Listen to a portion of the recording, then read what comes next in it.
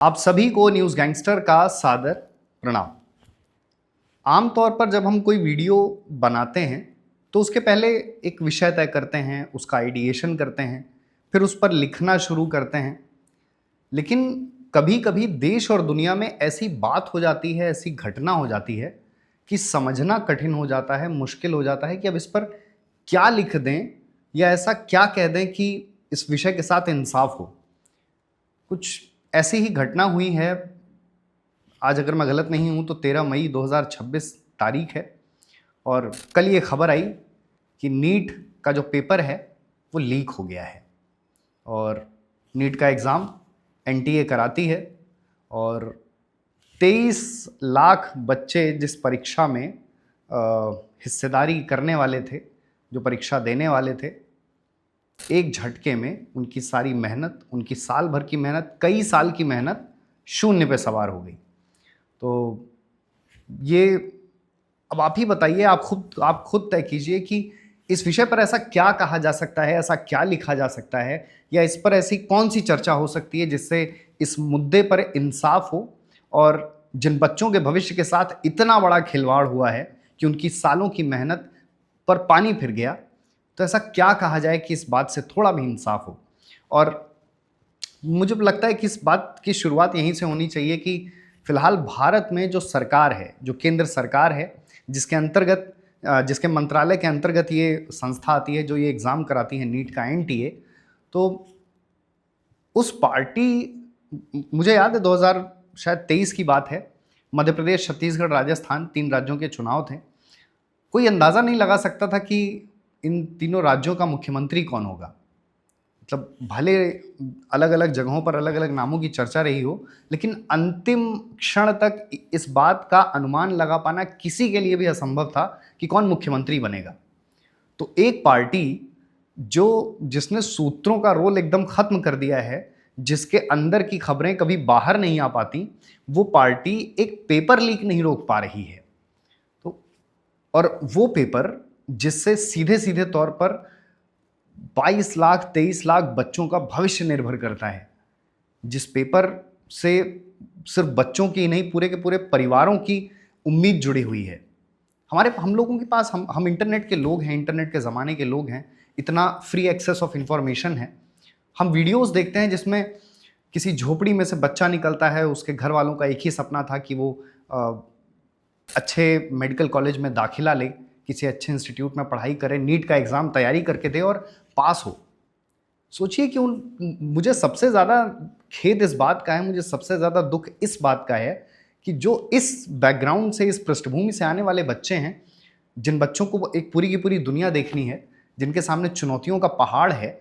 उनके सामने सबसे पहले इतनी बड़ी समस्या खड़ी हो गई कि एक पेपर लीक हो गया और एक झटके में उनकी मेहनत खराब हो गई। तो मुझे सबसे ज़्यादा चिंता उन्हीं बच्चों की है। और मैं जब उन बच्चों की चिंता करता हूँ या उन बच्चों के बारे में सोचता हूँ या उन बच्चों के पीड़ा की कल्पना करता हूँ, तो मुझे लगता है कि इस एग्ज़ाम को कराने की जिम्मेदारी, इतने बड़े और शायद देश और दुनिया के ही सबसे बड़े एग्ज़ाम, नीट के एग्ज़ाम को कराने की जिम्मेदारी सीधे तौर पर अमित शाह और नरेंद्र मोदी की ही होनी चाहिए, किसी और की नहीं होनी चाहिए। क्योंकि शिक्षा से बड़ा और शिक्षा से महत्वपूर्ण मुद्दा इस देश में कोई है नहीं। और अगर इस पर मोदी जी कुछ कहते नहीं हैं, इस पर अमित शाह कोई सख्त कार्रवाई नहीं करते हैं, या अपने जो मुझे लगता है कि एचआरडी मिनिस्टर धर्मेंद्र प्रधान को कोई सख्त कार्रवाई का निर्देश नहीं देते हैं, तो मुझे लगता है कि ये सरकार की एक बड़ी नाकामी कही जानी चाहिए। और शायद कल तक तो मुझे लगता है कि केंद्रीय मंत्री धर्मेंद्र प्रधान जी का कोई बयान भी नहीं आया था। बयान आज आया है 13 मई को। ये भी अपने आप में बड़े खेद की बात है कि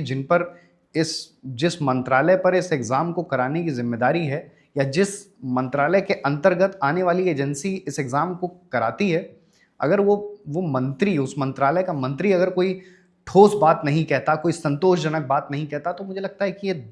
देश के लिए तो बुरी बात है ही, आने देश के भविष्य के लिए उससे भी बुरी बात है। मुझे कल का ही एक वीडियो है जिसमें एक बच्चा अपने एग्ज़ाम सेंटर के सामने खड़ा होकर बिलक बिलक कर रो रहा था। अब आप बताइए कि ऐसे बच्चों के सवालों का जवाब क्या है आपके पास? या कोई मंत्री, कोई नेता या स्वयं देश के प्रधानमंत्री क्या ऐसे बच्चों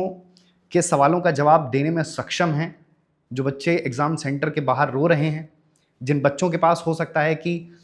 जिन बच्चों के परिवारों के पास हो सकता है कि एक मीटिंग का भोजन न रहा हो, लेकिन फिर भी उन्होंने उस एक मीटिंग के भोजन से समझौता करके अपने बच्चे को पढ़ने के लिए और मजबूत किया, पढ़ने के लिए प्रेरित किया। तो अगर मुझे लगता है कि अगर भारतीय जनता पार्टी के किसी भी मंत्री, किसी भी जनप्रतिनिधि, किसी भी नेता, किसी भी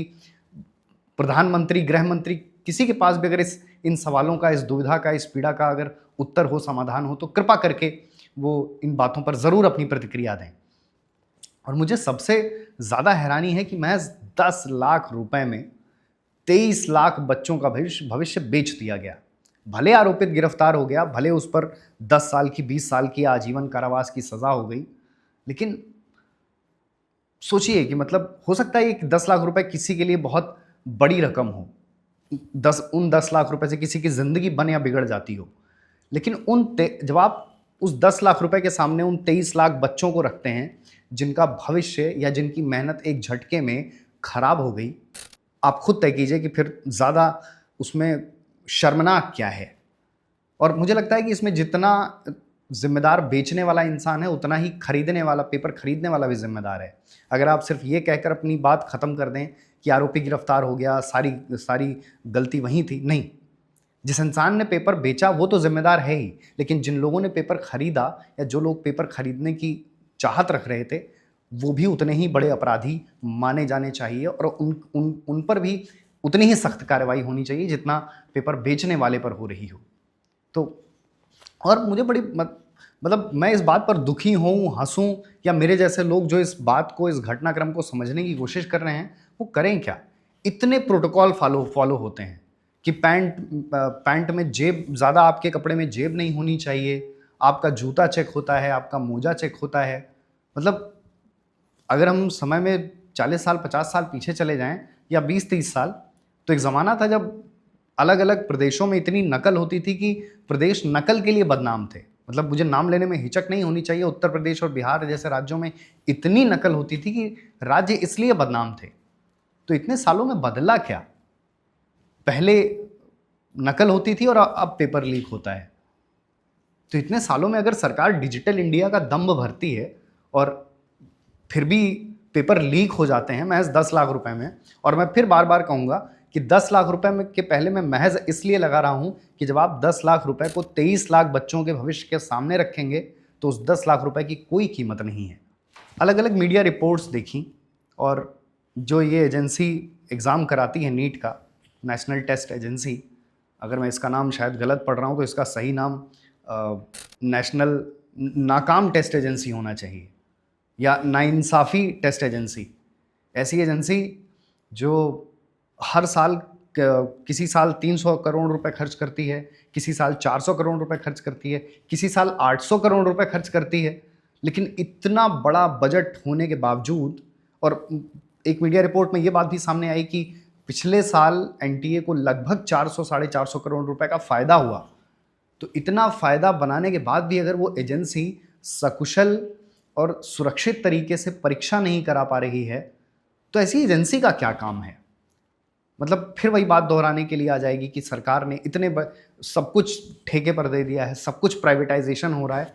लेकिन उस प्राइवेटाइजेशन से हो क्या रहा है? 23 लाख बच्चों का भविष्य खराब हो रहा है। मतलब आप सरकार के तमाम फैसलों पर गदगद हो सकते हैं, आप तो सरकार के तमाम फैसलों की सराहना कर सकते हैं, लेकिन जब इस तरह की घटना हो जाती है तो मुझे लगता है कि सरकार को शर्म करने में एक पल भी पीछे नहीं हटना चाहिए। और जो सरकार के पक्षधर हैं या सरकार के समर्थक हैं या इस पार्टी के जो समर्थक हैं, उन्हें एक सेकंड के लिए भी अपनी पार्टी की आलोचना करने में पीछे नहीं हटना चाहिए। और मुझे लगता है कि सिर्फ आलोचना भी अपने आप में बेईमानी है। लोगों को ये मसला शर्म से कहीं बहुत बड़ा है, ये मसला निराशा से कहीं बहुत बड़ा है। ये सिर्फ असफलता नहीं है सरकार की, ये एक एजेंसी की असफलता नहीं है, ये पूरे के पूरे सिस्टम, पूरी की पूरी मशीनरी की असफलता है। और मुझे लगता है कि अगर कुछ कॉम्प्रोमाइज़ हुआ है तो उसकी भरपाई तो नहीं हो सकती, लेकिन कम से कम सरकार इस तरह की समस्याओं पर, ये जो पेपर लीक की, और चाहे वन डे एग्ज़ाम्स हों, चाहे नीट जैसा महत्वपूर्ण एग्ज़ाम हो, अगर राजस्थान में, उत्तर प्रदेश में, बिहार में प्रशासनिक परीक्षाओं के अगर पेपर लीक हो सकते हैं, नीट के पेपर लीक हो सकते हैं, तो मुझे लगता है कि इस देश का भविष्य और इस देश के शिक्षा के क्षेत्र का भविष्य बहुत बुरी तरह खतरे में है। धन्यवाद।